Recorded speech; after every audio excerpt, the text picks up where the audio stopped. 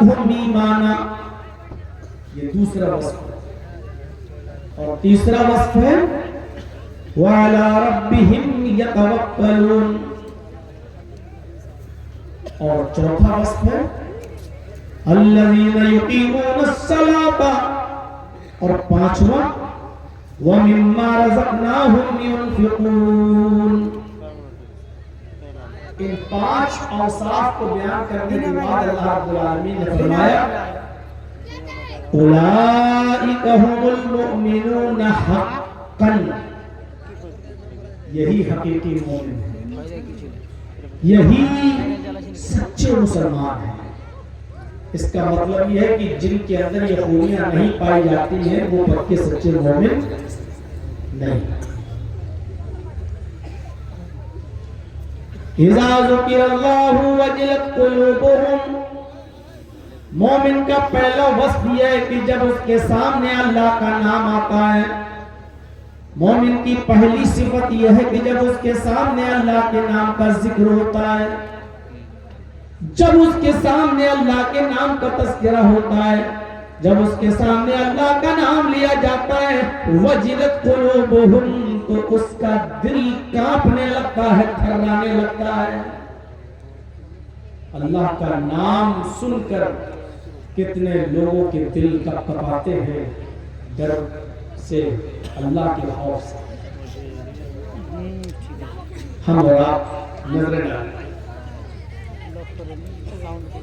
کتنے مسلمان ایسے ہیں جو یہاں بیٹھے ہیں کہ چائے کے ہوٹلوں پہ جب بیٹھے ہوتے ہیں اور اذان کی آواز جب آتی ہے اللہ اکبر اللہ اکبر، تو فوراً وہ مسجد کی طرف بھاگتے ہیں، ان کے دل کانپنے لگتے ہیں. یہاں بیٹھے ہوئے کتنے مسلمان ایسے ہیں کہ جب ان کے سامنے اللہ کا نام لیا جائے تو ان کے دل لرز جائیں، ان کے دل کانپ جائیں. بخاری کی ایک حدیث ہے، اللہ کے نبی صلی اللہ علیہ وسلم نے پرانے زمانے کا ایک واقعہ بیان کیا ہے بنی اسرائیل، کہ بنی اسرائیل میں ایک شخص تھا جس کو اپنی چچیری بہن سے عشق ہو گیا تھا.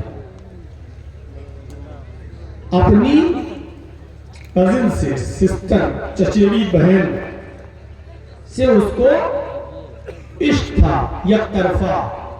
بہن کو نہیں معلوم تھا لیکن یہ اس کا عاشق ہو چکا تھا، اور بہت کوشش کیا اپنی چچیری بہن کے ساتھ تعلقات قائم کرنے کے لیے، لیکن اپنی چچا کی زندگی میں اس کو موقع نہیں ملا.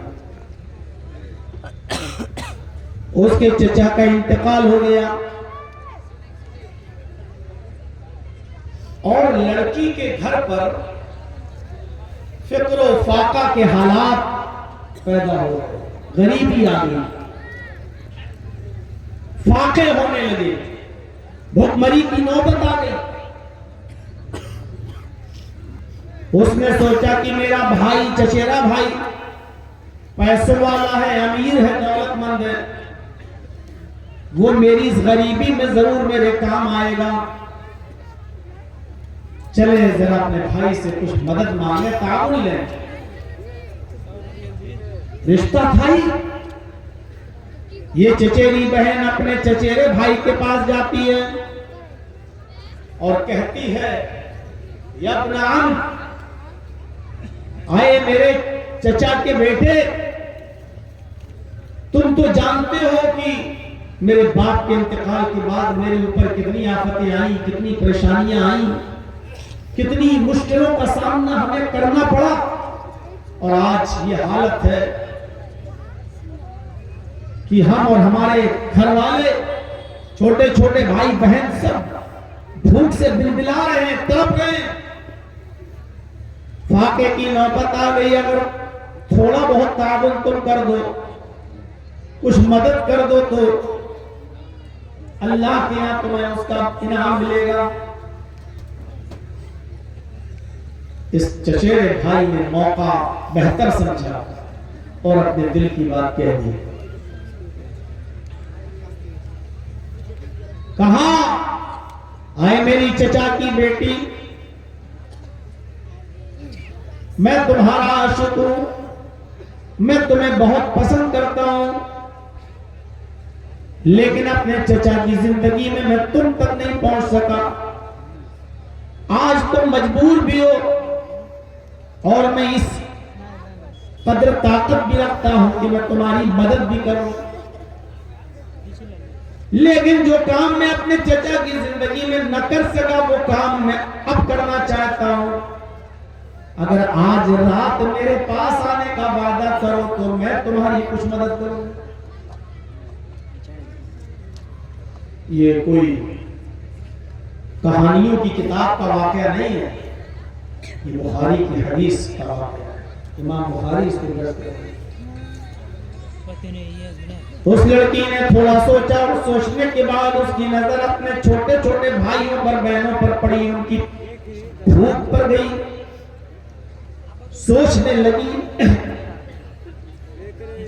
کہ اگر آج کی رات میں اس کے ساتھ سو جاتی ہوں اور یہ میرے جسم سے کھیل کر میری مدد کر لیتا ہے تو میرے چھوٹے چھوٹے بھائی بہنوں کا پیٹ پل جائے گا.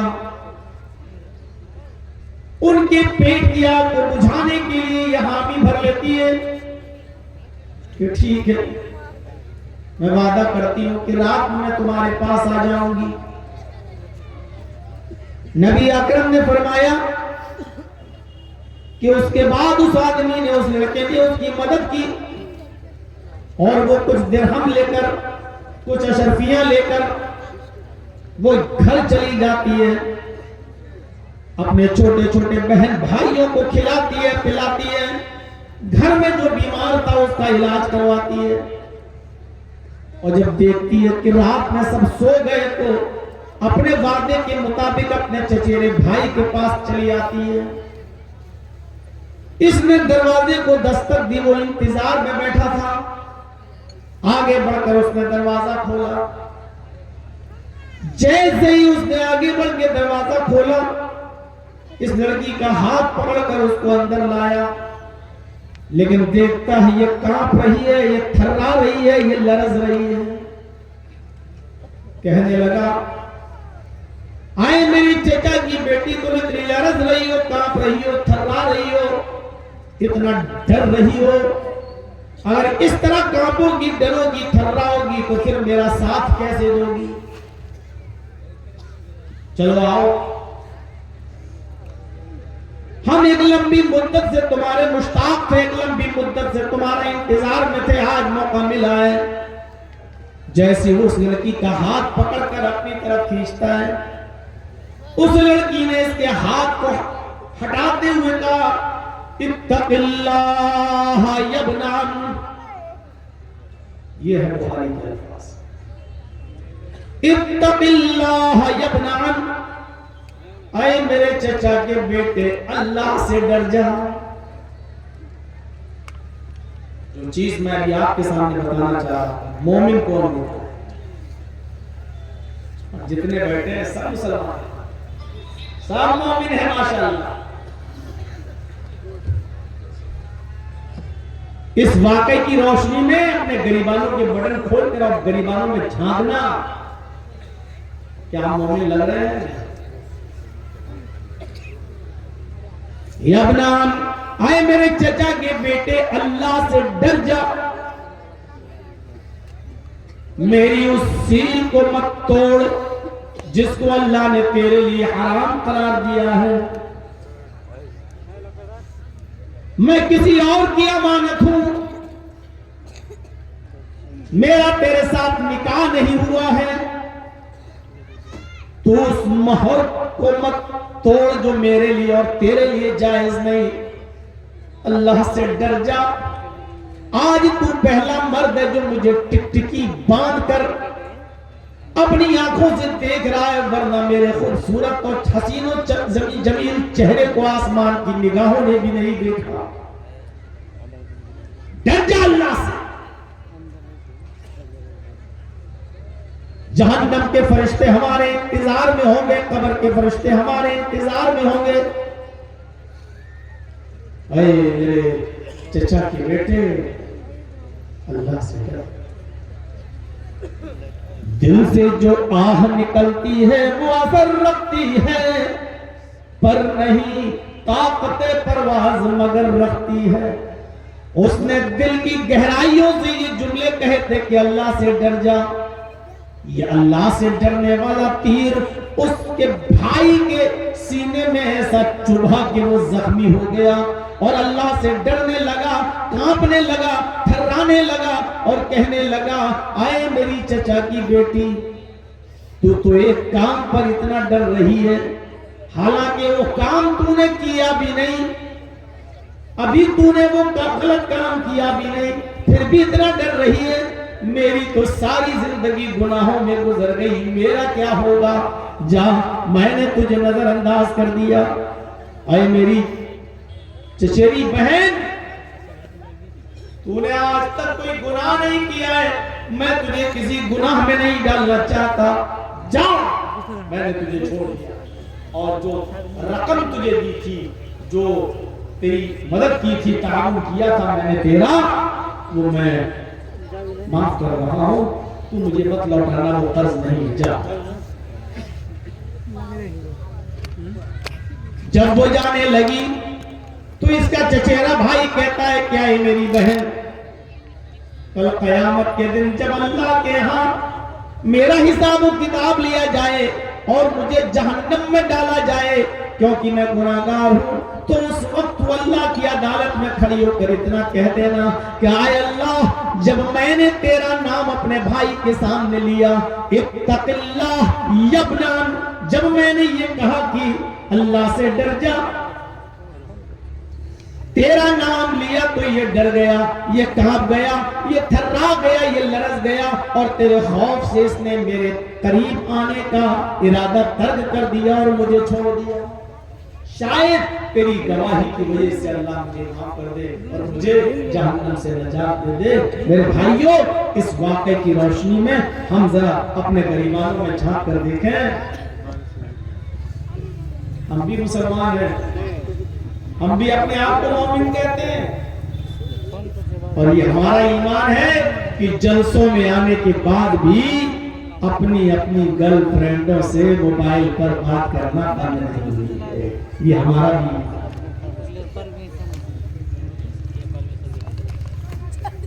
ملنے کے وعدے پورے ہو رہے ہیں، ملاقاتوں کے ٹھکانوں پر پہنچ کر ملاقاتیں بھی ہو رہی ہیں۔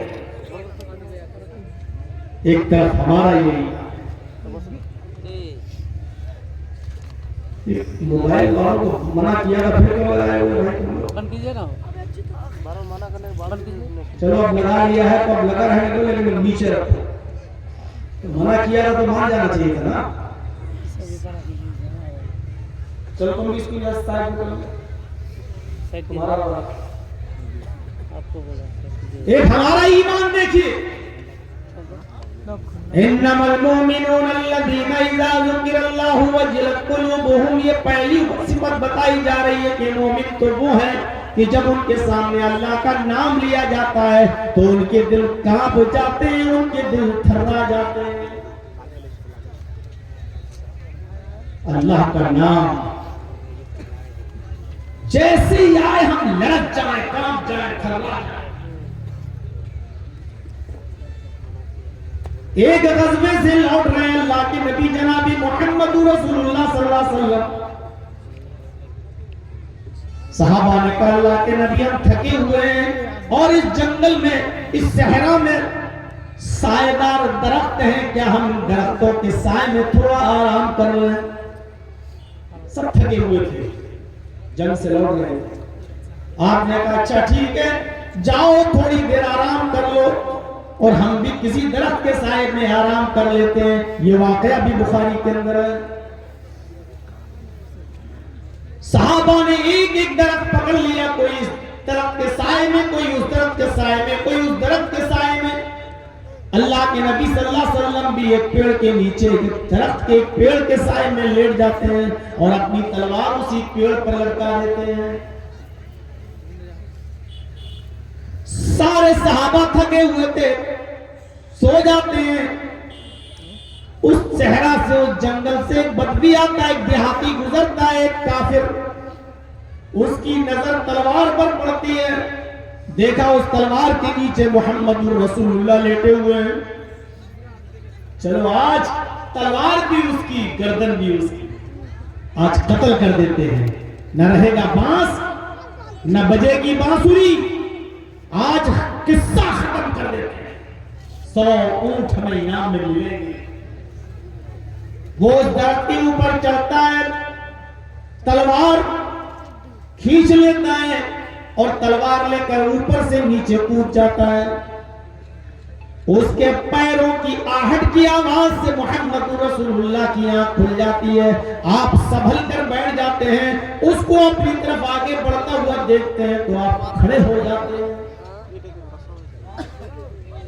جرجیت صاحب اگر دیکھ لیں تلوار یا پسٹل یا بندوق کو بھی بھاگیں گے اور چیخیں گے بچاؤ بچاؤ، دیکھو کوئی ہے میرا دشمن، کوئی مار رہا. اللہ کے نبی نہ تو چیختے ہیں نہ بھاگ رہے ہیں، اسی جگہ پر کھڑے ہو جاتے ہیں. آپ چاہتے تو آواز دے سکتے تھے صحابی اٹھو، ارے دیکھو کوئی مجھے قتل کرنے آ رہا ہے. آپ نہ چیختے ہیں نہ چلاتے ہیں،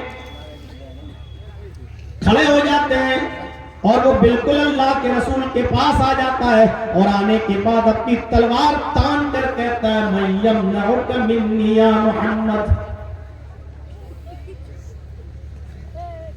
من یمنعک منی یا محمد. اے محمد بتاؤ تمہیں آج میرے ہاتھ سے کون بچائے گا. جملہ دیکھیے اس کا، کافر تھا. آج تمہیں میرے ہاتھ سے کون بچائے گا.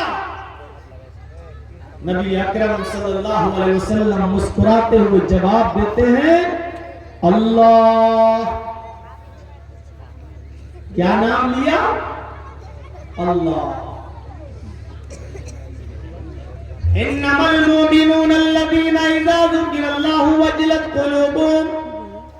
اللہ صفت تو مومنوں کی بتا رہا ہے کہ مومن کی صفت یہ ہے کہ اللہ کا نام سن کر اس کا دل کانپ جاتا ہے. لیکن یہاں تو کافر ہے، لیکن کافر ہونے کے باوجود وہ اللہ کی طاقت کو، اللہ کی قدرت کو اور اللہ کے پاور کو جانتا تھا. کانپ گیا، تھرا گیا، لرز گیا، کپ کپی طاری ہو گئی اور اس کے ہاتھ سے تلوار چھوٹ کر زمین پر گر گئی. یہ ہے اللہ کے نام کی ہیبت، رعب، دبدبا جو آج ہم مسلمانوں کے دلوں سے نکل چکا ہے، اس زمانے کے کافروں کے دلوں سے نہیں نکلا.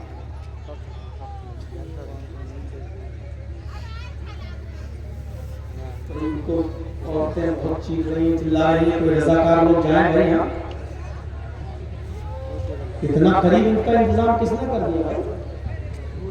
جلسے میں اتنا نزدیک تھوڑی کرنا چاہیے عورتوں کو. یہ تو ساڑی اور چپل دکھانے آتی ہیں، جلسہ سننے تھوڑی آتی.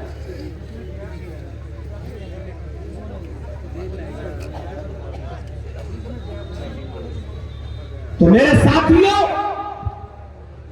آج بھی کتنے مسلمان ہیں جو اللہ کی قدرت اور پاور کو نہیں سمجھتے، اور جو اللہ کی قدرت اور پاور کو سمجھتا وہ مسجدیں چھوڑ کر کسی درگاہ پہ جائے گا بیٹا بیٹی مانگنے، حاجت روائی اور مشکل کشائی کا سوال کرنے. نہیں، وہی جائے گا جو اللہ کی قدرت کو اور اللہ کی طاقت کو کم سمجھتا. اس کے ہاتھ سے جیسے ہی تلوار چھوٹی، اللہ کے نبی نے وہ تلوار پکڑ لی، اٹھا لی. اب اس سے پوچھا تو بتا کہ تجھے میرے ہاتھ سے کون بچائے گا. اب تو بتا کہ تجھے میرے ہاتھ سے کون بچائے گا. اس نے کہا کوئی نہیں، آپ کے ہاتھ میں تلوار ہے، آپ ہی چھوڑ سکتے ہیں مجھے. اس کا ایمان تو اللہ پر تھا نہیں. اس خون کے پیاسے کو جو جان لینے آیا آپ نے معاف کر دیا. میرے بھائیوں، مجھے واقعے سے صرف اتنا بتانا مقصد ہے کہ اللہ کا نام سن کر اس زمانے کے کافر بھی کانپ جایا کرتے تھے، تھرانے لگتے تھے۔ آج ہم مسلمان ہو کر اذان کی آواز سے سن کر مسجد کی طرف نہیں جا سکتے ہیں۔ فجر میں اذان کی آواز سن کر ہم نیند میں پھر سو جائیں گے۔ اذان کی آواز میرے کانوں میں پڑی، ہم اٹھے، لیکن نیند کا غلبہ پھر طاری ہو جاتا ہے اور پھر سو جاتے ہیں۔ اس لیے فجر کی اذان میں یہ لفظ زیادتی کے ساتھ بولا جاتا ہے، الصلاۃ خیر من النوم۔ آئے نیند میں مدہوش، آئے نیند قیامت کی نیند میں سونے والے، اس نیند سے بہتر نماز ہے۔ اپنی نیند کی قربانی دے کر، اپنے نرم گرم بستر کی قربانی دے کر، اپنے کمبل کی قربانی دے کر، اپنے لحاف کی قربانی دے کر مسجد کی طرف آ جا۔ الصلاۃ خیر من النوم، اس لیے کہ تیرے بستر سے بہتر، تیرے لحاف سے بہتر، تیری نیند سے بہتر نماز ہے۔ اللہ کے پاور کو اور اللہ کی قدرت کو سمجھو۔ اگر ہم اللہ کا نام سن کر لرزتے نہیں ہیں، کانپتے نہیں ہیں، تھراتے نہیں ہیں، تو ہم نام کے مسلمان ہیں، اصلی مسلمان نہیں ہیں۔ اولئک هم المؤمنون حقا، حقیقی مومن نہیں ہیں۔ آئیے دوسری صفت بتاتا ہوں۔ بیٹا ایک بار بیٹھ جاؤ، کیوں بار بار شور کر رہے ہو؟ اب اٹھو گے تو ہم سبھی موبائل ہٹا دیں گے۔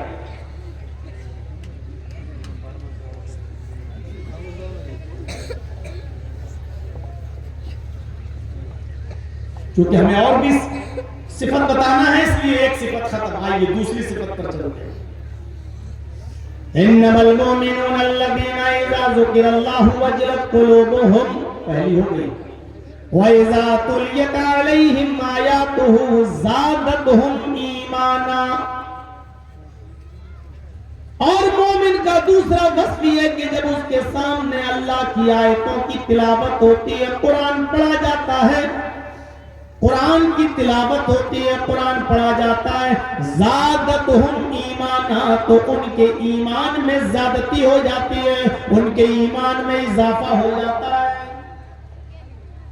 اب جو لوگ نماز پڑھ رہے ہیں اور پیچھے امام صاحب اگر لمبی سورت پڑھائے گی، جلدی پڑھائیں نماز، تو اس کا مطلب یہ ہے کہ وہ پکا سچا مومن نہیں ہے۔ ورنہ قرآن کی تلاوت جس کے سامنے ہو، اس کے اندر تو ایمان کی زیادتی ہو جانی چاہیے، ایمان میں اضافہ ہونا چاہیے۔ اور یہ آپ یہ سوچ رہا ہے کہ امام صاحب چھوٹی سی سورت پڑھاتے تو اچھا ہوتا،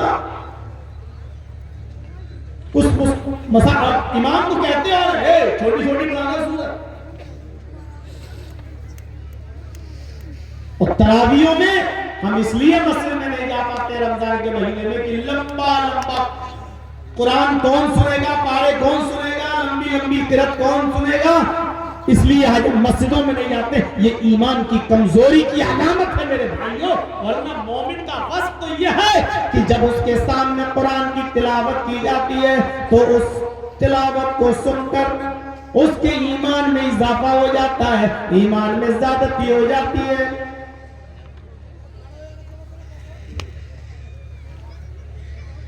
فضیل ابن عیاض بہت بڑے ڈاکو، چور نہیں، چور تو وہ ہوتا ہے جو چپکے سے مال چوری کرے، اور ڈکیت وہ ہوتا ہے جو دن دہاڑے لوگوں کے مال کو لوٹے۔ فضیل ابن عیاض بہت بڑے ڈاکو تھے، بہت بڑے ڈاکو۔ اور سنیے میرے پیارے ساتھیوں، فضیل ابن عیاض کا منظر کیا تھا کہ لوگ ڈرتے تھے کہیں فضیل ہمیں لوٹ نہ لے۔ ایک دن پتا چلتا ہے کہ کسی امیر آدمی کے گھر میں بہت مال ہے، چوری کے ارادے سے جاتے ہیں، نقب لگاتے ہیں، تالا توڑتے ہیں، اوپری منزل پہ پہنچ جاتے ہیں، سونا چراتے ہیں، چاندی چراتے ہیں، ساری زیورات چرانے کے بعد ماہر تھے، ایکسپرٹ تھے چوری میں، قیمتی سامان چرانے کے بعد واپس آ رہے ہیں، اوپر سے سامان چوری کرنے کے بعد جب لوٹتے ہوئے نیچے والی منزل میں آئے تو کیا دیکھتے ہیں کہ نیچے منزل میں کوئی صاحب ہیں جو تہجد کی نماز پڑھنے کے بعد قرآن کی تلاوت کر رہے ہیں، اور قرآن کی تلاوت کرتے کرتے وہ قرآن کی آیت پر پہنچ جاتے ہیں، أَلَمْ يَعْنِ لِلَّذِينَ آمَنُوا أَن تَخْشَعَ قُلُوبُهُمْ لِذِكْرِ اللَّهِ۔ کیا مسلمانوں کے لیے، کیا مومنوں کے لیے ابھی وہ وقت نہیں آیا کہ اللہ کا ذکر سن کر، قرآن کی آیتیں سن کر ان کا علم یعنی للذین آمنوا ان تخشع قلوبہم، کہ ان کا دل خوف زدہ ہو جائے، ان کا دل کانپ جائے؟ کیا ابھی مومنوں کے لیے وقت نہیں آیا کہ اللہ کا ذکر یعنی تلاوت قرآن سن کر، قرآن کے الفاظ سن کر وہ کانپ جائیں، وہ تھرا جائیں، وہ لرز جائیں؟ جیسی قرآن کی الفاظ فضیل ابن عیاض کے کانوں میں پڑتے ہیں، ان کے کانوں میں جیسے ہی یہ الفاظ جاتے ہیں یہ وہیں سے چیختے ہیں، نہیں نہیں وہ وقت آ گیا ہے، قرآن سننے کے بعد دل لرز جائیں، کانپ جائیں۔ انہوں نے چوری کیا ہوا سامان سب واپس کر دیا اور لوٹ آئے اور اللہ سے پکی سچی توبہ کر لی۔ پھر توبہ کرنے کے بعد اتنے بڑے اللہ کے ولی بنے کہ 5ویں صدی کے ولی اللہ میں ان کا شمار ہونے لگا، اللہ کے نیک بندوں میں ان کا شمار ہونے لگا۔ فضیل ابن عیاض کا یہ واقعہ میرے بھائیوں ہمیں ایک نصیحت دیتا ہے، ہمیں یہ سکھاتا ہے کہ قرآن کی سننے سے ہمارے ایمان میں زیادتی ہو جاتی ہے، ہمارے ایمان میں اضافہ ہو جاتا ہے۔ وہی تھے حضرت عمر فاروق رضی اللہ تعالیٰ عنہ، وہ حضرت عمر ہی تو تھے، اللہ کے نبی کی گردن اڑانے کے ارادے سے نکلتے ہیں، چلو آج قصہ ہی ختم کر دیتے ہیں، نبی کو مار ہی دیتے ہیں۔ راستے میں ایک صاحب ملتے ہیں، انہوں نے حضرت عمر کو دیکھا کہ بہت غصے میں ہے، تلوار ہاتھ میں ہے، تلوار دیکھ کر وہ سمجھ گئے کہ معاملہ کچھ گرم ہے۔ پوچھا، اے خطاب کے بیٹے، اے عمر کہاں جا رہے ہو؟ جواب دیا، تمہارے نبی کو قتل کرنے جا رہا ہوں، نہ رہے گا بانس نہ بجے گی بانسری، بس پانی بہت چڑھ چکا ہے، بہت لوگوں کو تمہارا نبی مسلمان کر چکا ہے، اب کوئی مسلمان نہیں ہوگا، آج تمہارے نبی کا خاتمہ کر دیتا ہوں، قتل ہی کر دیتا ہوں۔ ان کی زبان سے یہ نکل گیا، میرے نبی کی فکر بعد میں کرنا، پہلے اپنے گھر جا کر خبر لو، تمہاری بہن فاطمہ اور تمہارے بہنوئی سعید بھی مسلمان ہو چکے ہیں، ایمان لا چکے ہیں۔ انہوں نے کہا کہ اگر یہ بات غلط نکلی تو تیری گردن اڑا دوں گا۔ یہ کہتے ہوئے اللہ کے رسول کو تو چھوڑا، اپنی بہن اور بہنوئی کے گھر چلے گئے، دروازے کو دستک دی، وہاں قرآن پڑھا جا رہا تھا، پڑھانے والا پڑھا رہا تھا، اس کی آواز عمر کے کانوں میں دروازے کے باہر گئی، دروازے کو دستک دی، بہن نے دروازہ کھولا، پوچھا کون؟ کہا عمر۔ جیسی عمر کا نام سنا، بہن اور بہنوئی دونوں نے قرآن بند کر دیا، چھپا دیا، اور جو ان دونوں کو قرآن پڑھا رہا تھا، سکھا رہا تھا، وہ جلدی سے چارپائی کے نیچے گھس گیا۔ عمر کہیں نظر ہمارے اوپر نہ پڑ جائے، کہیں ہم کو قتل نہ کریں۔ پھر بہن آگے بڑھی، انہوں نے دروازہ کھولا تو وہ اپنے پوچھنے لگے، ابھی کیا پڑھ رہے تھے؟ انہوں نے کہا کچھ نہیں، بس مارنا شروع کر دیا اپنے بہنوئی کو، اتنا مارا کہ وہ لہو لہان ہو گئے۔ بہن اپنے شوہر کو بچانے کے لیے جب آگے بڑھی، نہیں تم میرے شوہر کو کیسے مار سکتے ہو، کیسے پیٹ سکتے ہو، تو اپنی بہن کو بھی پیٹا، اتنا پیٹا کہ وہ بھی لہو لہان ہو گئی۔ اور آخر میں بہن نے کہا کہ عمر تو میری بوٹی کر دے، ٹکڑے کر دے، کاٹ ڈال، پھر بھی مجھے کٹنا گوارا ہے، مر جانا گوارا ہے، لیکن اسلام چھوڑنا گوارا نہیں۔ ہاں سن، میں قرآن پڑھ رہا ہوں، میں قرآن پڑھ رہی تھی، یہ سچ ہے۔ حضرت عمر سوچنے لگے کہ آخر یہ کون سی کتاب ہے جس نے میری بہن کو اتنا بے باک بنا دیا ہے، جو کبھی میرا نام تک نہیں لیتی تھی، بھائی بھائی کہتی تھی، لیکن آج وہ اس نے بھائی کا رشتہ بھی ختم کر دیا اور کہنے لگی کہ عمر تو میرے ٹکڑے ٹکڑے کر دے، پھر بھی اسلام نہیں چھوڑیں گے۔ کون سی کتاب یہ پڑھ رہی تھی جس نے اس کو اتنا مضبوط بنا دیا؟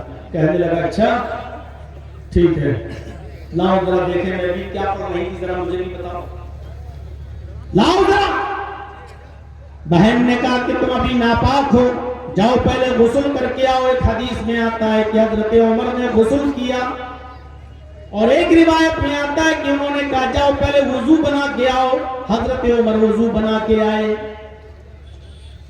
پھر بہن نے ان کے ہاتھ میں قرآن دے دیا، لو یہ میں پڑھ رہی تھی، پڑھ کے بتاؤ کیا پڑھ رہی تھی۔ بتایا جانے لگا کہ قرآن کی آیت پڑھ رہے تھے، سبح للہ ما فی السماوات وما فی الارض وہو العزیز الحکیم۔ اتنا سننا تھا، حضرت عمر فاروق کی دل کی دنیا بدل گئی۔ اللہ یہ کون سا کلام ہے، اللہ یہ کون سی آیتیں میرے کانوں میں پڑ گئی ہیں، اللہ یہ قرآن کی چاشنی ہے۔ مجھے اس کتاب سے دور رکھا جاتا تھا، مجھے اس کتاب پر ایمان لانے سے روکا جاتا تھا۔ حضرت عمر فاروق کی دنیا بدلتی چلی گئی، کہنے لگے بس کرو بس کرو، مجھے جناب محمد رسول اللہ صلی اللہ علیہ وسلم کے پاس لے کر چلو۔ حضرت عمر فاروق کو جب جناب محمد رسول اللہ کے پاس لایا گیا، دروازے کو دستک دی گئی، وہاں صحابہ کرام دار ارقم میں موجود تھے، حمزہ وغیرہ بھی موجود تھے اور لوگ بھی موجود تھے۔ کسی نے جھانک کر دیکھا، خبر دی، اے اللہ کے رسول، عمر ننگی تلوار لیے اپنے ہاتھ میں دروازے کے باہر کھڑے ہیں، کیا کیا جائے؟ حضرت حمزہ نے کہا دروازہ کھولو، اگر اچھی نیت سے آئے ہیں تو ٹھیک، اگر بری نیت سے آئے ہوں گے تو اسی کی تلوار چھین کر آج اسی کی گردن اڑا دیں گے۔ دروازہ جیسے ہی کھولا، اللہ کے نبی جناب محمد رسول اللہ نے ان کے سینے پر ان کے گریبان کو پکڑ کے ان کو کھینچ لیا اور کھینچ کر یہی کہا الم یان للذین آمنوا ان تخشع قلوبهم لذکر اللہ۔ اے عمر، کیا بھی وہ وقت نہیں آیا کہ اللہ کا ذکر سن کر، اللہ کا ذکر یعنی قرآن کی آیتیں سن کر دل پسیج جائیں، خوف زدہ ہو جائیں، لرز جائیں؟ حضرت عمر کہتے ہیں اے اللہ کے نبی، میں آپ کا جوتا صاف کرنے کے لیے چلا آیا، میں تو ایمان لانے کے لیے چلا آیا، میں تو اسلام قبول کرنے کے لیے چلا آیا۔ اور یہ کلمہ حضرت عمر وہی پڑھتے زور سے، اشہد ان لا الہ الا اللہ واشہد ان محمدا عبدہ ورسولہ۔ میں اس بات کی گواہی دیتا ہوں کہ اللہ کے علاوہ کوئی معبود نہیں اور محمد اللہ کے رسول ہیں صلی اللہ علیہ وسلم۔ سب سے پہلے آج جو نعرہ لگتا ہے نا، یہ نعرہ چندہ والا بھی لگاتا ہے، نعرہ نعرہ تکبیر۔ یہ ہر جگہ نعرے نہیں لگائے جاتے، نہ ہر جگہ لگانا جائز ہے، نہ ہر جگہ اس کی اجازت ہے۔ ہمیں ابھی جلسوں کے اصول اور آداب بھی نہیں معلوم ہے۔ میرے بھائیوں، سب سے پہلا نعرہ اسلام کی تاریخ میں اگر لگا تھا تو اس وقت لگا تھا جب حضرت عمر اسلام لائے، اور جب انہوں نے کلمہ پڑھا اشہد ان لا الہ الا اللہ واشہد ان محمدا عبدہ ورسولہ، تب سب نے زور سے، جتنے لوگ دار حکم میں موجود تھے، زور سے بلند کیا اللہ اکبر۔ یہ نعرہ اللہ اکبر کی صدا اس وقت بلند ہوئی جب حضرت عمر فاروق اسلام لائے۔ ان سے پہلے بھی جو لوگ اسلام لائے نعرہ نہیں لگا، حضرت عمر فاروق کے اسلام لانے کے بعد نعرہ لگا۔ کہا اللہ کے نبی نے عمر آج تم اسلام لائے ہو، مجھے اتنی خوشی ہوئی، اتنی خوشی ہوئی کہ آج دل کرتا ہے کہ تم جو مانگو میں تمہیں دوں۔ بولو کیا مانگتے ہو، کیا خواہش ہے تمہاری، کیا چاہتے ہو؟ کہا اللہ کے رسول میری ایک خواہش پوری کریں گے۔ کہا کیا خواہش کی کیا تھی، کیا خواہش؟ کہا اللہ کے رسول ابھی تک آپ نماز اس زید اس ارقم کے گھر میں، زید بن ارقم کے گھر میں آپ پڑھ رہے ہیں، آپ یہاں سے نکلیے اور اس کوٹھری سے جہاں چھپ کر آپ نماز پڑھ رہے ہیں اور آپ کے صحابہ یہاں سے نکل کر خانہ کعبہ آئیے، آپ نماز پڑھائیں، اور جتنے لوگ آپ پر ایمان لا چکے ہیں 39 کے قریب، یہ سب آپ کے پیچھے نماز پڑھیں، اور میں خانہ کعبہ کے دروازے پر تلوار لے کر کھڑا ہو جاؤں اور دیکھتا ہوں کہ کس کی ماں نے کس کو کتنا دودھ پلایا ہے جو آپ کو خانہ کعبہ میں نماز پڑھانے سے روک سکے۔ چلیے آج خانہ کعبہ میں پہلی بار کھلے میں نماز ہوگی، آپ نماز پڑھائیں گے، 39 آدمی آپ کے پیچھے نماز پڑھیں گے، اور عمر دروازے پر کھڑے ہو کر چوکیداری کرے گا، کس کی ماں نے کس کو کتنا دودھ پلایا ہے جو آج محمد رسول اللہ کو نماز پڑھانے سے روک سکے۔ میرے بھائیوں، یہ نعرہ تب لگا تھا حضرت عمر فاروق نے قرآن سنا، اسلام لائے۔ میرے بھائیوں، مومن کی دوسری صفت یہ ہے کہ جب اس کے سامنے قرآن کی تلاوت ہوتی ہے تو اس کے ایمان میں زیادتی ہو جاتی ہے۔ ایک مرتبہ یہی حضرت عمر تھے، اللہ کے نبی صلی اللہ علیہ وسلم کا جب انتقال ہو گیا اور انتقال کی خبر جب حضرت عمر فاروق کو ملی تو انہوں نے اپنے ہاتھ میں تلوار نکال لی تھی میان سے اور کہہ دیا تھا، اگر کسی نے کہہ دیا کہ محمد رسول اللہ کا انتقال ہو گیا میں اس کی گردن اڑا دوں گا۔ نبی نہیں مر سکتے، نبی کو موت نہیں آتی۔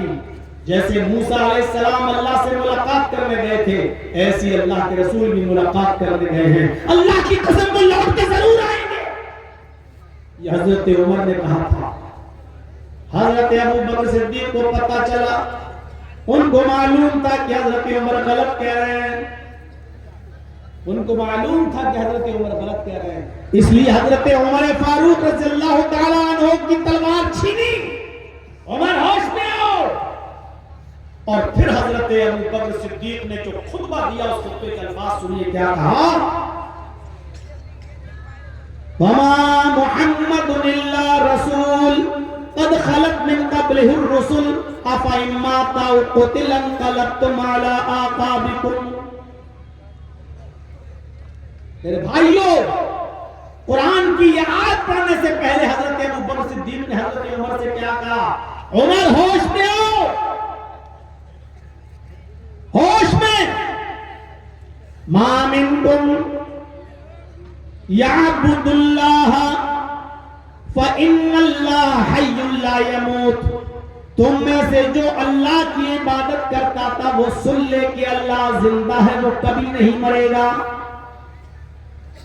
ما کان منکم یعبد محمدا فإن محمدا قد مات، اور جو محمد کی عبادت کرتا تھا، جملے سنیے، جو محمد کی عبادت کرتا تھا وہ سن لے کہ محمد رسول اللہ قد مات، انتقال فرما گئے، اس دنیا سے چلے گئے، اور جو اللہ کی عبادت کرتا تھا وہ سن لے کہ اللہ زندہ ہے، وہ کبھی نہیں مرے گا۔ حضرت ابو بکر نے یہ جملہ کیوں کہا تھا کہ جو اللہ کی عبادت کرتا تھا وہ سمجھ لے کہ اللہ زندہ ہے؟ اس لیے کہ جو زندہ رہنا جس کا وصف ہو، جس کو کبھی موت نہ آئے، وہی عبادت کے لائق ہے، اور یہ وصف صرف اللہ کا ہے، اس کو موت نہیں آتی ہے، اس لیے عبادت بھی صرف اللہ کی ہوگی۔ اور جو محمد کی عبادت کرتا تھا، یعنی جو محمد کو زندہ مانتا ہے، تو یہ زندہ رہنا تو اللہ کی صفت ہے، یہ کسی انسان کی صفت نہیں ہو سکتی ہے۔ اس لیے جو محمد کی عبادت کرتا تھا، اس کا مطلب یہ ہے کہ وہ اللہ کی طرح محمد کو بھی زندہ مانتا ہے صلی اللہ علیہ وسلم، تو وہ سن لے فإن محمد قد مات، محمد رسول اللہ کا انتقال۔ اس کے بعد کہا کیا ہے عمر؟ کیا قرآن نہیں پڑھا؟ وَمَا مُحَمَّدٌ إِلَّا رَسُولٌ قَدْ خَلَتْ مِن قَبْلِهِ الرُّسُلُ، محمد رسول اللہ تو ایک رسول ہے، ان سے پہلے بھی بہت سے رسول آئے اور چلے گئے۔ قَدْ خَلَتْ مِن قَبْلِهِ الرُّسُلُ أَفَإِن مَاتَ، اگر ان کا انتقال ہو جائے محمد رسول اللہ کا، او قتل یا کسی جنگ میں قتل کر دیے جائیں، انقلبتم علی اعقابکم تو کیا تم ایڑیوں کے بل پلٹ جاؤ گے؟ یعنی کل اگر رسول اللہ کا انتقال ہو جائے یا کسی جنگ میں قتل کر دیے جائیں تو کیا تم اسلام چھوڑ دو گے؟ کیا تم ایڑیوں کے بل پلٹ جاؤ گے؟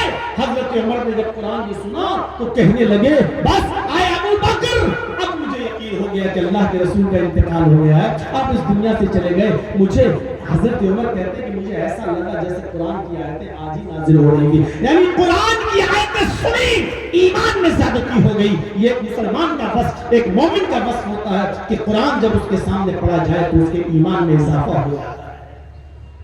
کتنے مسلمان ہیں کہ قرآن سنتے وقت اور پڑھتے وقت ان کے ایمان میں اضافہ ہوتا ہے۔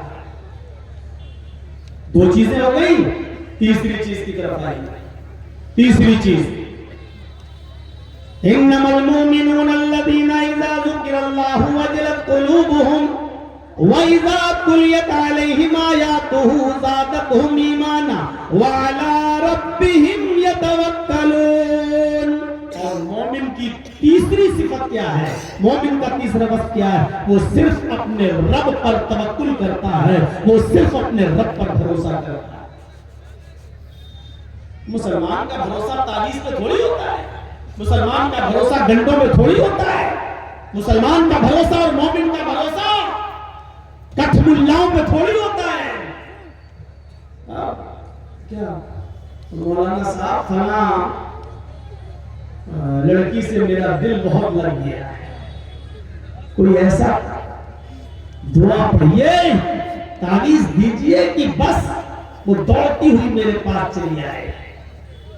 اور یہ کچھ ملا بیٹھے ہیں، لاؤ 51 روپے، لاؤ 100 روپے، 101 روپے لو، بس یہ کالا کپڑے میں لپیٹ کر گلے میں ڈال دینا، جیسے اس پر نظر پڑے گی لڑکی کی دوڑتی ہوئی چلی آئے گی تیرے پاس۔ جو دوسروں کے لیے کنواں کھودتا ہے نا، خود کنویں میں گر جاتا ہے۔ ایک مولانا صاحب تعویذ بہت دیتے تھے ایک محبت کے۔ ایک مرتبہ انہی کی لڑکی کے لیے کوئی تعویذ لینے آ گیا، مولانا صاحب نے لڑکی کا نام پوچھا، کیا ہے؟ لکھا جاتا تعویذ میں، جب اس کا نام لیا کہ فلاں، جب آپ کا نام فلاں، اسی کا نام لے لیا مولوی کا، تو مولوی آپ بولا، اس سے شرم نہیں آتی میری بیٹی کے لیے؟ کہا کیوں؟ دوسروں کی بیٹیوں کے لیے آپ دیتے ہو، آپ کی بیٹی کے سے بھی تو کوئی محبت کر سکتا ہے، تو کیا ہوا؟ جوتا اٹھایا۔ جو دوسروں کے لیے پسند نہیں کرتے ہو، اپنے لیے پسند نہیں کرتے، وہ دوسروں کے لیے پسند کیوں کر رہے ہو صاحب؟ جب تم کسی دوسرے کو اپنی بیٹی کا تعویذ نہیں دے سکتے ہو تو دوسرے کو کیسے دیتے ہو؟ یہ بغیرت مولوی، ایمان کا سودا کرنے والا مولوی ہے، یہ پاکھنڈی مولوی ہے، اور ایسے کٹھ ملاؤں سے بچیے میرے بھائیوں، یہ اسلام پر نہیں چلتے۔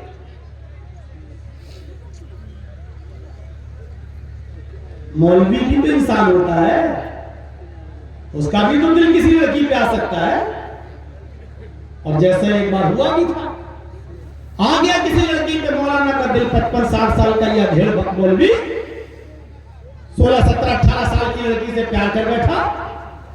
اب دل کہہ تو پایا نہیں، اس سے کچھ پڑھانے جاتا تھا ٹیوشن، اب کچھ کہہ تو پایا نہیں، تو پڑھنے والی کھانے والی کسی چیز پر کچھ دعا ہوا پڑھ کے لایا، کہا بیٹی تم بہت خوبصورت ہو، تم اس کو کھا لینا، تمہارے اوپر نظر نہیں لگے گی۔ کمینہ بیٹی بھی کہہ رہا تھا۔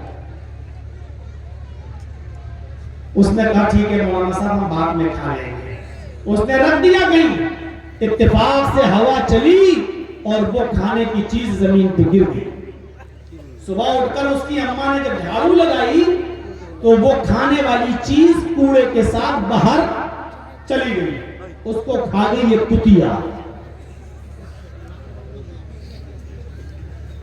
جب اس کو کوئی کتیا کھا گئی تو کتیا ہو گئی مولانا صاحب کی عاشق۔ اب جہاں مولانا صاحب جا رہے ہیں وہی کتیا جا رہے ہیں، اب مولانا صاحب نماز پڑھانے جا رہے ہیں، کتیا بھی وہی جا رہے ہیں۔ مولانا کہتے ہیں کیا غضب ہو گیا، پیجامہ پکڑ کے لٹک گئے۔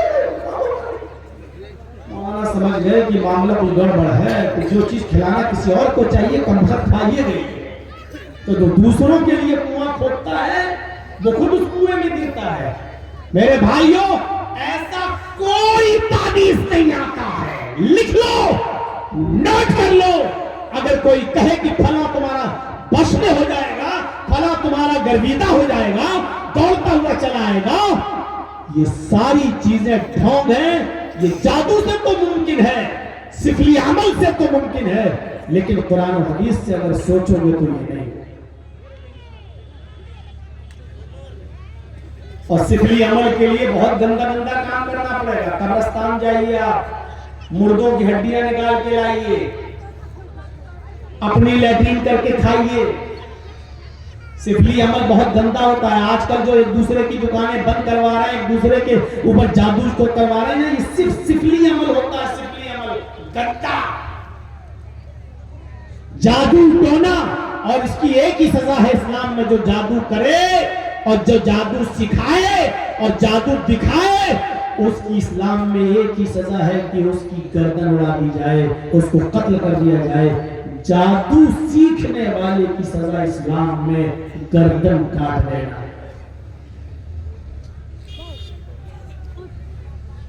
بے وقوف مت بنیے آپ. کوئی ایسا تعویذ نہیں ہوتا. مولانا صاحب گھر میں برکت نہیں ہو رہی ہے، ایسا کوئی تعویذ نہیں ہے جو آپ کے 100 کے نوٹ کو 1000 بنا دے. ایسا کوئی تعویذ نہیں ہے جو آپ کے 500 کے نوٹ کو 5000 بنا دے. اور اگر ایسا کوئی تعویذ آ رہا ہوتا تو مولانا جرجیس یو پی سے چل کر آپ کے کٹیار میں تقریر کرنے نہیں آتا، وہی دعائیں پڑھتا رہتا اور 500 کا 5000 بناتا رہتا. اگر ایسا کوئی تعویذ ہوتا تو کوئی مولوی آج 5000 روپے میں آپ کی مسجد میں امامت نہیں کر رہا ہو. ایسا کوئی تعویذ نہیں. ایسا کوئی تعویذ ہوتا تو اللہ کے رسول یہ نہیں کہتے کہ محنت کرو، مزدوری کرو اور حلال روزی کماؤ، اور مالکوں کو یہ حکم نہیں دیتے کہ مزدور کا پسینہ سوکھنے سے پہلے اس کی مزدوری. دعا بتا دیے ہوتے. اگر ایسی دعائیں ہوتی تو آپ بھی اپنے بچوں کو مولوی بنا رہے ہوتے. بیٹا جا مولوی پڑھ کے آ، یہ دعا سیکھ کے آ، گھر میں 500 کے نوٹ کو 5000 بنا، 100 کے نوٹ کو 1000 بنا. آپ بھی سب اپنے بچوں کو مولوی بنا رہے ہو. ایک امیر آدمی کے گھر میں چور نے چوری کر لی، جس پر الماری پہ لکھا ہوا تھا ان اللہ یرزق من یشاء بغیر حساب. اللہ جس کو چاہتا بغیر حساب کے روزی دیتا. چور سمجھ گیا اسی میں رکھا ہے سب کچھ مال. چور آیا، سونا چاندی سب چرایا. اب سوچنے لگا یار قرآن کی آیت تو لکھی ہوئی ہے، ابھی صبح اس کا مالک دیکھے گا بیچارہ تو کہے گا کہ یار کہاں ہے، یہ تو سب چوپٹ ہو گیا، سب چوری ہو گیا. تو چور بھی اتنا بدماش تھا، مال تو سب چرا لیا اور قرآن کی آیت کا بورڈ ہٹا کے دوسری آیت لگا گیا ان اللہ مع الصابرین. اللہ صبر کرنے والوں کے ساتھ ہے. اب صبح جب امیر آدمی اٹھا، میں نے تو لکھا تھا ان اللہ یرزق من یشاء بغیر حساب. اے بی بی نا، ارے قرآن کی کرامت دیکھ، ارے دیکھ اپنے آپ آیت بدل گئی، لکھا ان اللہ مع الصابرین. بی بی سمجھدار تھی، کہنے لگی کرامت نہیں حجامت ہو گئی تمہاری. کیا بات کر رہی؟ کھول کے دیکھا تو پوری خالی پڑی ہے، سونا چاندی ہیرا سب گائے. کہا چور نے صحیح کہا، اللہ صبر کرنے والوں کے ساتھ. میرے بھائیوں، اگر ان آیتوں سے برکتیں ہونے لگے تو جس گھر میں قرآن رکھا ہوتا اس گھر میں کبھی چوری نہیں ہوتی. اس لیے ان پاکھنڈیوں سے بچے رہنا. پاکھنڈیوں سے بچے رہنا. میں یہ نہیں کہہ رہا ہوں خیر و برکت نہیں ہوتی، خیر و برکت ہوتی ہے، لیکن اس کے لیے دعائیں بتائیے. آپ رزق کی دعا مانگیے، اللہم اغفر لی ورحمنی وہدنی وعافنی ورزقنی. دعا مانگیے. کون منع کر رہا ہے؟ اللہ سے رزق حلال مانگیے، محنت کریے، مزدوری کیجیے. اور کہا جو بندہ میرے اوپر کما حق بھروسہ کر لیتا ہے، توکل کرتا ہے، جیسا کرنا چاہیے میں اس کو ویسے ہی رزق دیتا ہوں جیسے جیسی چڑیاں اپنے گھونسلوں سے نکلتی ہیں اور شام کو جب وہ واپس آتی ہیں تو ان کا پیٹ بھرا ہوا ہوتا ہے، اگر تم میرے اوپر بھروسہ کر لو گے تو ہم تمہیں بھی چڑیوں کی طرح رزق دیں گے۔ لیکن چڑیاں اپنے گھونسلوں میں نہیں بیٹھی رہتی، چڑیاں اڑتی ہیں، جنگل میں جاتی ہیں، دانا چنتی ہیں، پیٹ اپنا بھرتی ہیں، ان کو بھی گھونسلوں سے نکلنا پڑتا ہے، چونے کے لیے جانا پڑتا ہے، جنگل جنگل ڈالی ڈالی ٹہنی ٹہنی بیٹھنا پڑتا ہے، تب ان کا پیٹ بھرتا ہے۔ اللہ نے کہا تم ایسے ہی بھروسہ میرے اوپر کر لو اور محنت کرو، توکل اللہ پر ہو تو اللہ تمہیں ویسے ہی روزی دے گا جیسے چڑیوں کو دیتا ہے، چڑیوں کو دیتا ہے۔ توکل ہو تو اللہ کی ذات پر، بھروسہ ہو تو اللہ کی ذات پر بھروسہ۔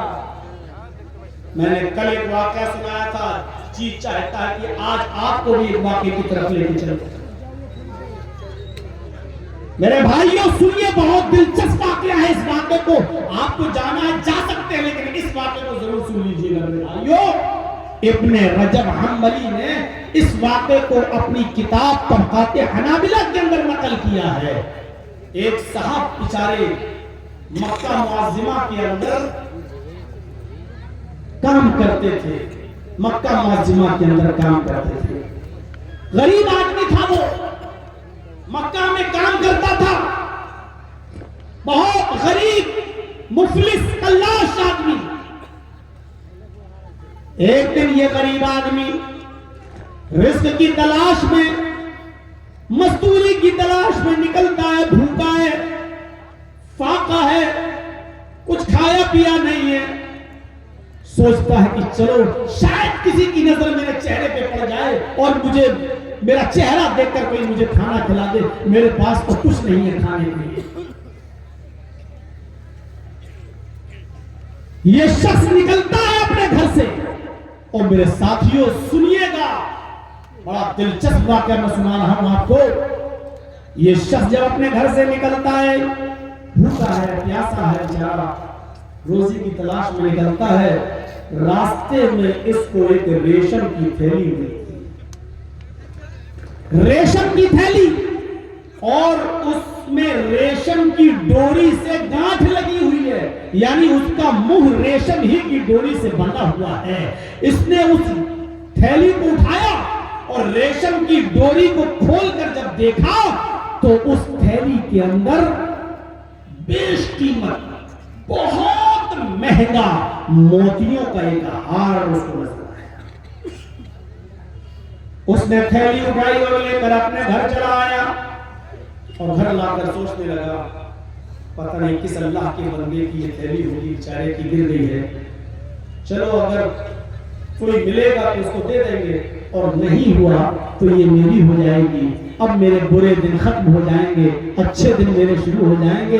موتیوں کا یہ ہار ہم بیچ کر ہماری غربت دور ہو جائے گی، کافی مہنگا یہ سوچتا ہے، اور اس موتیوں کے ہار کو اسی ریشم کی تھیلی میں اسی ریشم کے دھاگے سے باندھ کر پھر چل دیتا ہے، چلے کچھ محنت کریں، مزدوری کریں، شاید کچھ ہمیں رزق مل جائے، روزی مل جائے، ایک دو روٹی میں کھا لوں۔ یہ پھر نکلتا ہے اور خانے کعبہ کی طرف جاتا ہے، نماز کا ٹائم ہے، یہ نماز پڑھ کر نکلتا ہے، کیا دیکھتا ہے کہ ایک بزرگ اپنے ہاتھ میں 500 اشرفیاں لیے ہوئے ہیں، خانہ کعبہ کے باہر 500 اشرفیاں لیے ہوئے ہیں، اور اعلان کر رہے ہیں کہ یہ 500 اشرفیاں میں اس آدمی کو دوں گا جو میری ریشم کی تھیلی واپس کر دے گا، جو میری ریشم کی تھیلی واپس کر دے گا۔ اس آدمی نے سوچا، اس لڑکے نے، نوجوان نے، کہ یہ تھیلی کسی بزرگ کی ہے، چلتا ہوں اس کے پاس۔ یہ گیا، کہنے لگا کہ بابا آپ کی تھیلی کیسی تھی؟ انہوں نے جو علامت بتائی، اس نے کہا چلیے میرے گھر پر آئیے، دکھاتا ہوں، اگر آپ کی ہو تو آپ لے لیجئے گا۔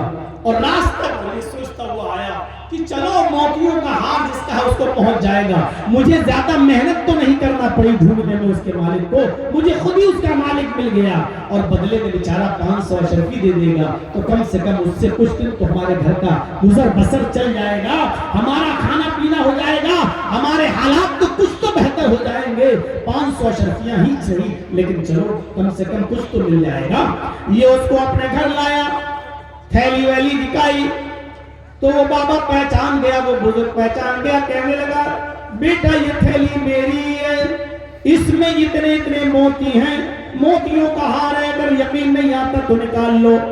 اس نے نکالا، کہ موتیاں گن لو، اس نے موتی گنے تو اتنے ہی تھے جتنے اس بزرگ نے بتائے، اس نے ہار واپس کر دیا، ریشم کی تھیلی ویسی اس کو واپس کر دی، اور وعدے کے مطابق اس بزرگ نے 500 اشرفیاں اس کو جب دی تو اس نوجوان نے کہا بزرگ سے بابا جب یہ امانت تمہاری تھی اور میں نے تم تک پہنچا دی ہے، یہ میرا فرض تھا کہ اس کے مالک تک اس کی امانت کو پہنچانا، تو جب میں نے تمہاری امانت تم تک پہنچا دی تو یہ 500 اشرفیاں مجھے کیوں دے رہے ہیں؟ میں نے آپ کا کوئی کام تو نہیں کیا، آپ کی کوئی محنت تو نہیں کی، یہ تو میرا فرض تھا اس کے مالک کو ڈھونڈنا، اور وہ مالک بغیر محنت کے مجھے مل گیا، آپ اپنی امانت لے کر جائیے، مجھے 500 اشرفیاں نہیں چاہیے۔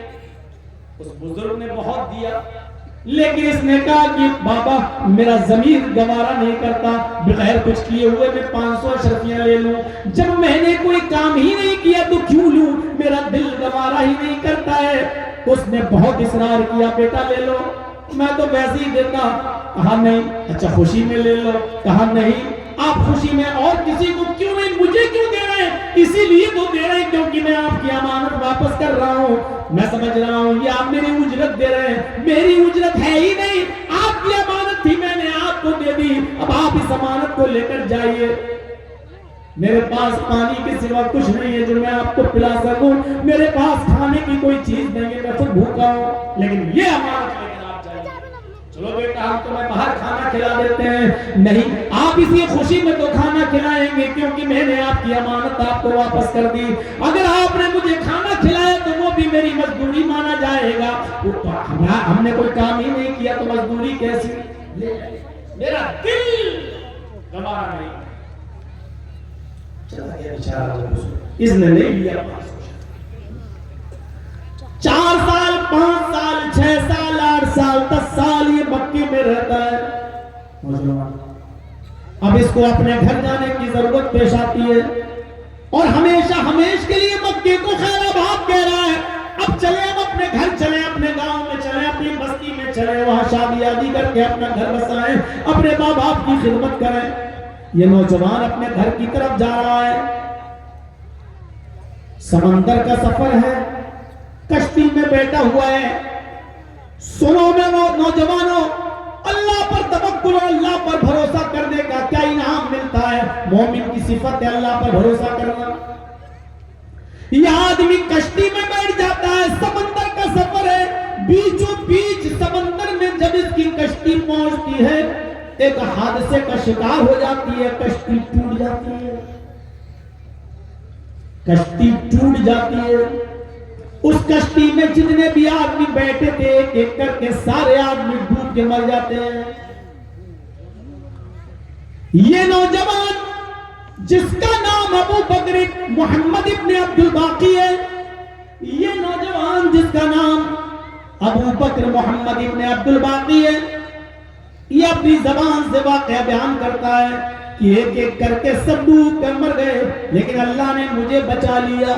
ہوا یوں کہ جو کشتی ٹوٹی تھی میں اس کے ایک تختے پر بیٹھ گیا، جو کشتی ٹوٹی ایک تختے پر میں بیٹھا رہا، اور سمندر کی موجیں اس لکڑی کے تختے کو ہانکتی رہی، کھینچتی رہی، بہاتی رہی، کئی دن اور کئی رات میں اسی تختے پر بیٹھا رہا، اور سمندر کی موجیں اس تختے کو بہاتی رہی، یہاں تک کہ کچھ دن کے بعد میں ایک جزیرے پہ پہنچ جاتا ہوں، ایک ٹیلے پہ پہنچ جاتا ہوں، میں ٹیلے پہ جزیرے پہ پہنچا، ابھی میں وہاں رکا ہی تھا کہ مجھے اذان کی آواز سنائی دی تو میں نے سوچ لیا کہ یہ بستی مسلمانوں کی بستی ہے. میں اس اذان کی طرف چل دیا. اس جزیرے سے جب میں چلا اس اذان کی طرف تو میں ایک بستی میں پہنچ گیا جہاں وہاں مسجد مل گئی. لوگوں کے ساتھ میں نے بھی نماز پڑھی اور نماز پڑھنے کے بعد سارے لوگ اپنے اپنے گھر میں چلے گئے. میں مسافر تھا, میں وہیں رک گیا. مجھے نہیں معلوم کہ کون سی بستی ہے اور میرا گھر کہاں ہے, میں کہاں سے آیا ہوا ہوں. مجھے یہ تو معلوم ہے لیکن اپنے گاؤں اپنے گھر پہنچوں گا کیسے؟ اتنے دنوں اتنی راتوں کے بعد میں اس چٹان پر اس ٹیلے پر اس جزیرے پہ آیا ہوں. یہ بستی کون سی ہے بھی مجھے نہیں معلوم. یہ نماز پڑھنے کے بعد وہیں بیٹھ جاتا ہے اور قرآن کی تلاوت کرنے لگتا ہے. ابو بکر محمد ابن عبد الباقی کہتے ہیں جب میں قرآن پڑھنے لگا تو گاؤں والوں نے بستی والوں نے مجھے قرآن پڑھتے ہوئے دیکھا تو کہنے لگے کہ آپ قرآن پڑھنا جانتے ہیں؟ میں نے کہا جی الحمدللہ میں قرآن پڑھنا جانتا ہوں. وہ لوگ کہنے لگے کہ مجھے بھی قرآن پڑھنا سکھا دیجئے. ہم نے ان کے بڑوں کو, چھوٹوں کو, بچوں کو اور ان کے بزرگوں کو قرآن پڑھانا شروع کر دیا. میرے کھانے پینے رہنے کا ان لوگوں نے انتظام کر دیا. مجھے تحفہ دیتے تھے, مجھے تحائف لا لا کر گفٹ لا لا کر دیتے تھے, کھانے پینے کا انتظام کرتے تھے. 1 سال 6 مہینے 1 سال تک ان کو میں پڑھاتا رہا. ایک دن انہوں نے مجھے لکھتے ہوئے دیکھا تو کہنے لگے کہ آپ لکھنا بھی جانتے ہیں؟ میں نے کہا الحمدللہ میں خطاط بھی ہوں, مجھے لکھنا بھی آتا ہے, میں نے مکے میں لکھنا بھی سیکھا ہے. ان لوگوں نے گزارش کی کہ ہمارے بچوں کو ہمیں لکھنا بھی سکھا دیں. ہم ان کو لکھنا بھی سکھانے لگے اور قرآن پڑھانے بھی لگے.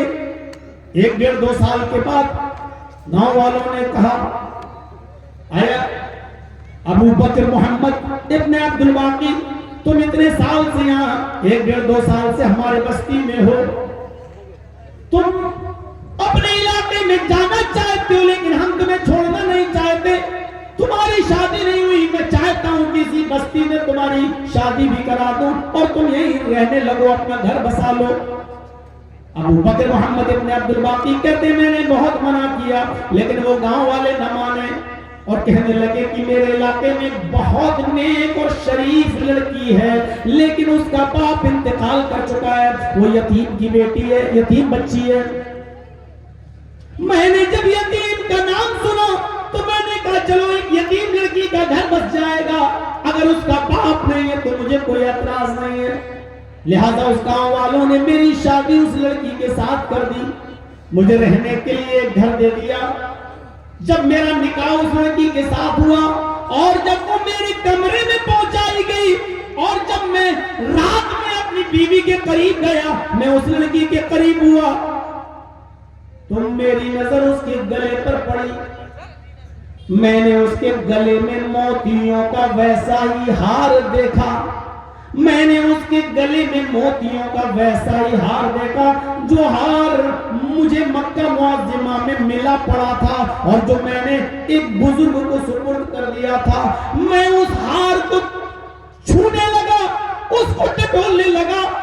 میری یہ حرکت غلط سمجھی گئی اور لڑکی نے, میری بیوی نے مجھ سے کہا بڑے عجیب انسان ہو, ایک بیوی تمہارے سامنے زیب و زینت کر اختیار کیا آپ کے پاس آئی ہے اور آپ بیوی کو دیکھنے کے بجائے اس ہار کو دیکھ رہے ہیں, آپ بڑے لالچی نظر آتے ہیں.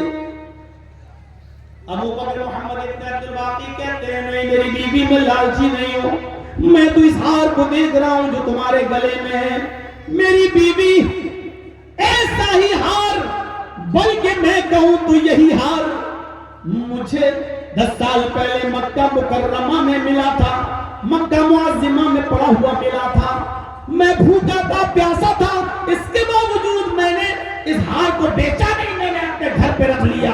پھر ایک بزرگ اعلان کر رہے تھے میں 500 اشرفیاں اس کو دوں گا جو میرا موتیوں کا ہار مجھے میری ریشم کی تھیلی واپس کر دے گا.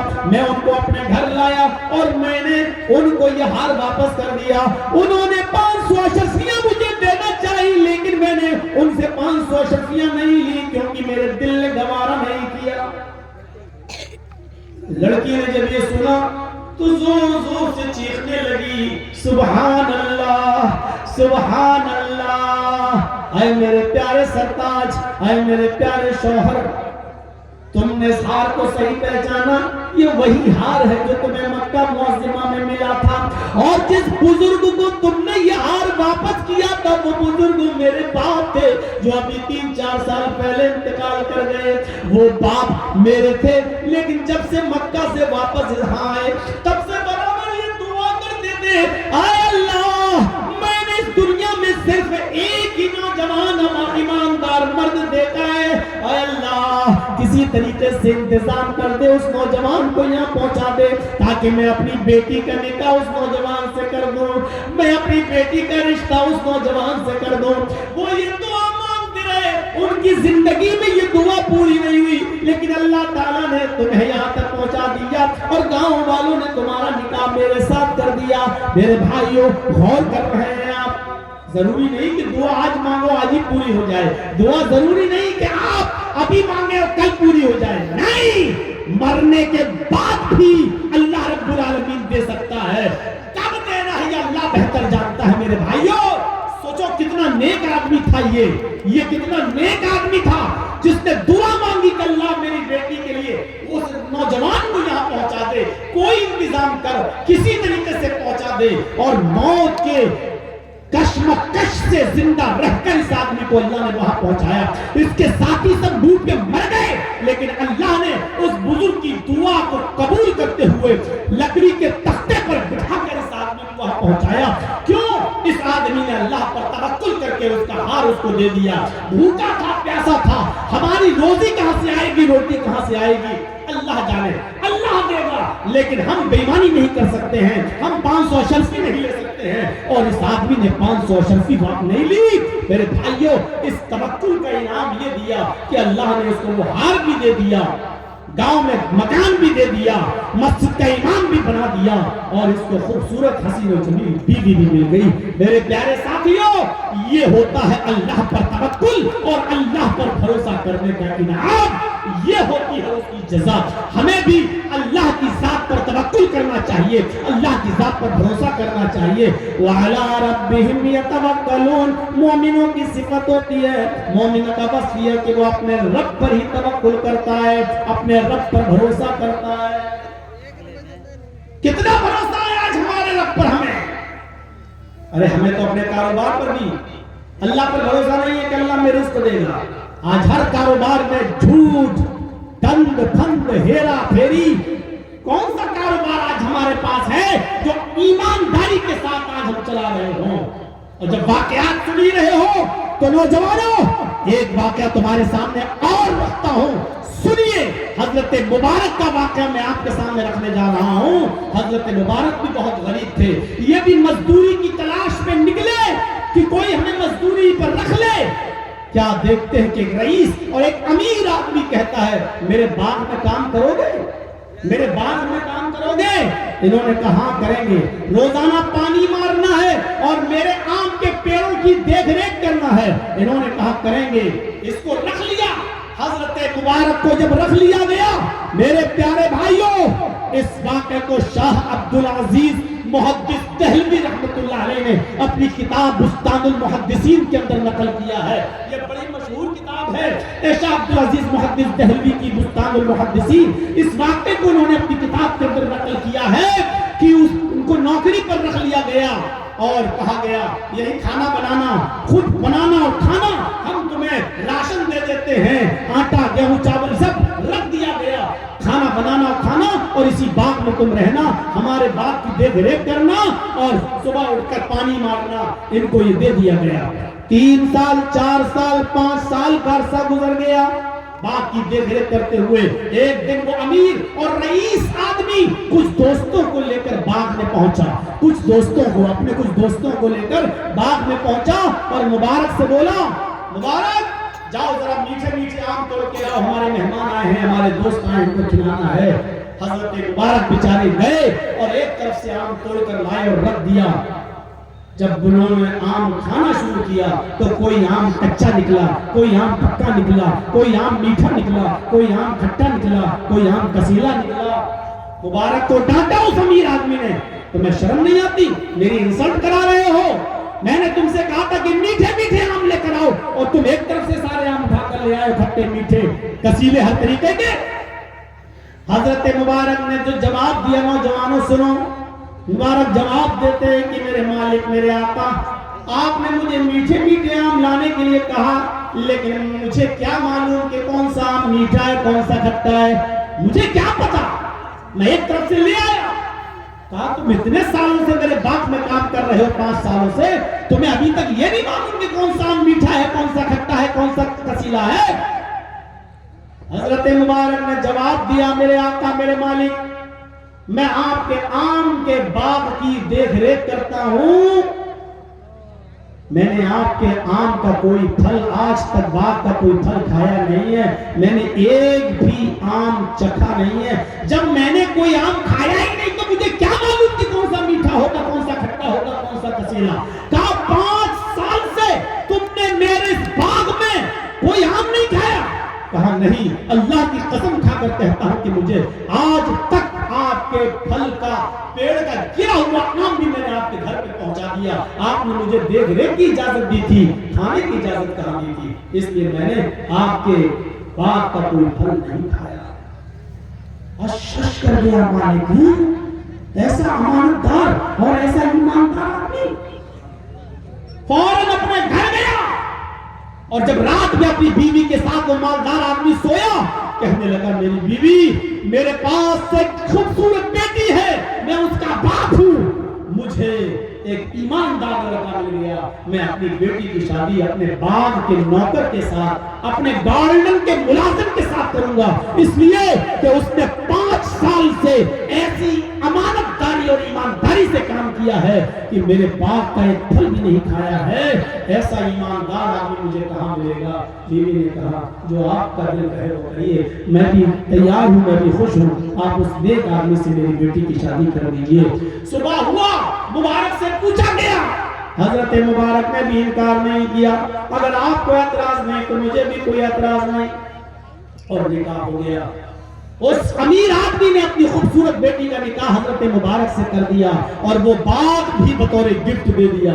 जाओ ऐ मुबारक, अब इस बाग के मालिक आप हो, मैंने ये बाग भी तुम्हें गिफ्ट के तौर पर दे दिया।